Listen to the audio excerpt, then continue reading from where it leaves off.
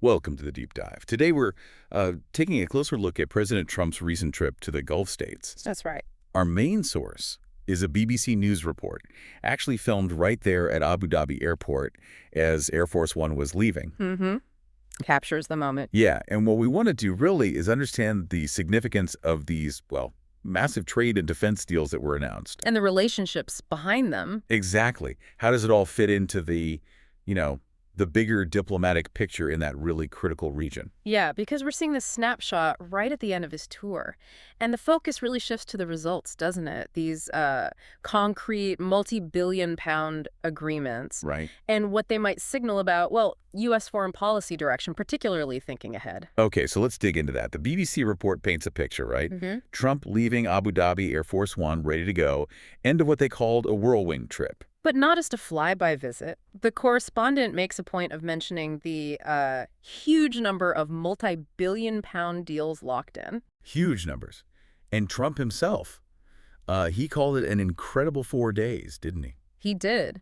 And he thanked the local ruling family specifically, praised their, I think the quote was, unbelievable job and incredible work. Okay. But the bit that caught my ear was his comment about other countries having wooed them before, and then saying, there's no more wooing. What do you make of that? Is that like a genuine strategic shift or just rhetoric tied to these specific deals maybe? Well, that's the question, isn't it? Does it signal a real, lasting realignment?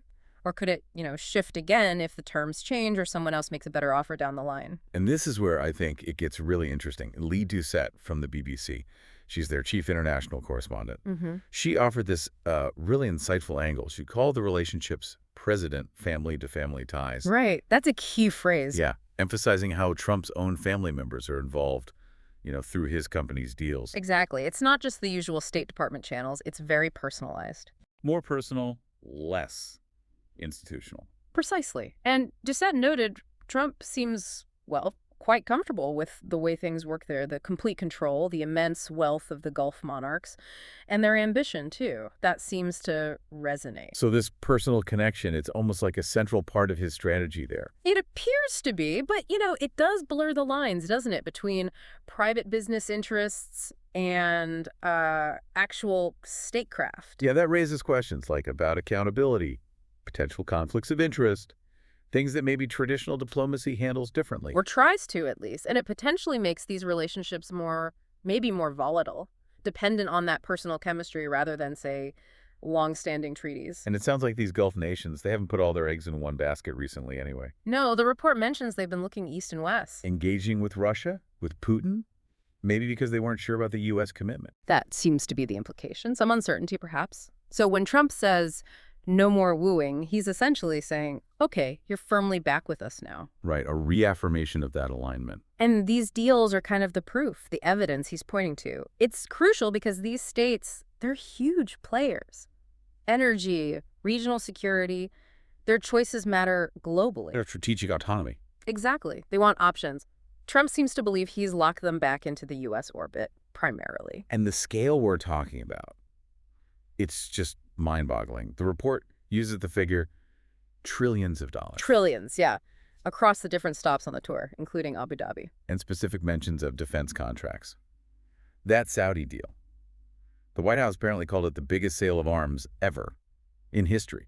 The sheer volume is quite something. It really underscores how central the economic piece is here. These aren't small deals. No, these are massive financial commitments. Yeah. They potentially create long-term dependencies, especially, in defense. We're talking advanced systems, jets, stuff with real strategic weight. So, flip side. Yeah.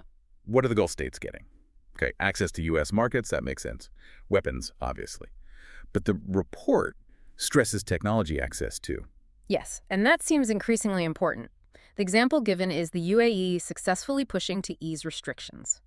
Biden administration restrictions on sensitive tech. Like AI chips. Exactly, AI chips. And you see their ambition there. They want to be an AI leader. This access is critical for them. It's fascinating, that interplay. It's not just buying things off the shelf. No, it's investment in their own future tech capabilities. And the U.S. is the gateway for a lot of that high-end stuff. AI chips are sensitive for a reason. Military applications, advanced computing. Right. Which I guess brings us to the big question. How do these huge business deals, this economic entanglement.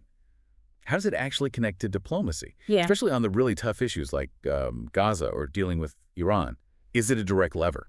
Well, according to the BBC's analysis, it's not like an automatic switch you can flip. There's no guarantee. But they highlight Trump's core idea, peace through strength. He's pretty critical of past approaches, calls them neocons, nation builders, liberals, says they failed. His focus is different. Very much so. It's on the American economy first, jobs back home. Mm. And he sees these huge investments from the Gulf states in U.S. aerospace, AI, energy as boosting that strength.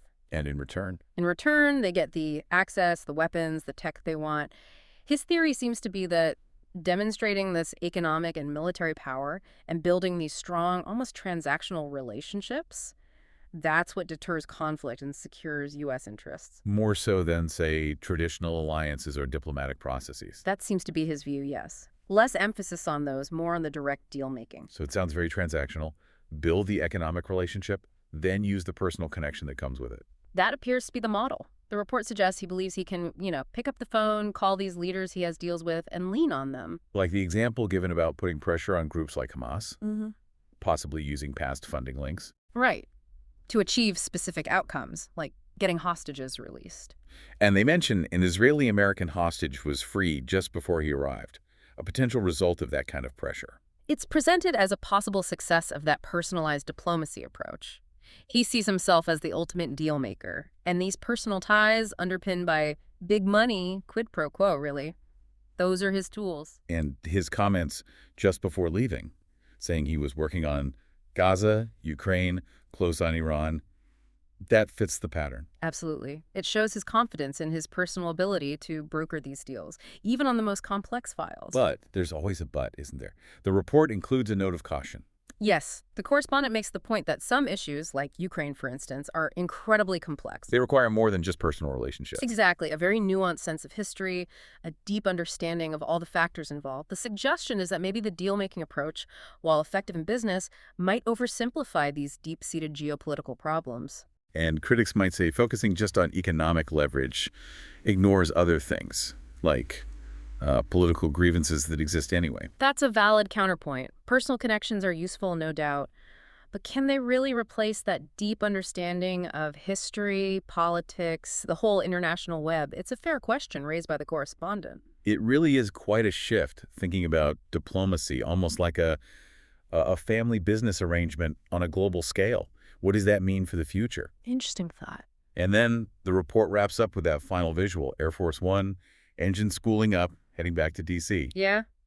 End of the trip. So let's try and summarize the main takeaways then. We've got these massive deals trade, defense signaling, really strong economic links. Mm-hmm. And potentially a kind of realignment of alliances, or at least a strengthening of the U.S. position there. Driven largely by Trump's very personal style of diplomacy. And his peace through strength philosophy, where economic power is seen as the bedrock for everything else.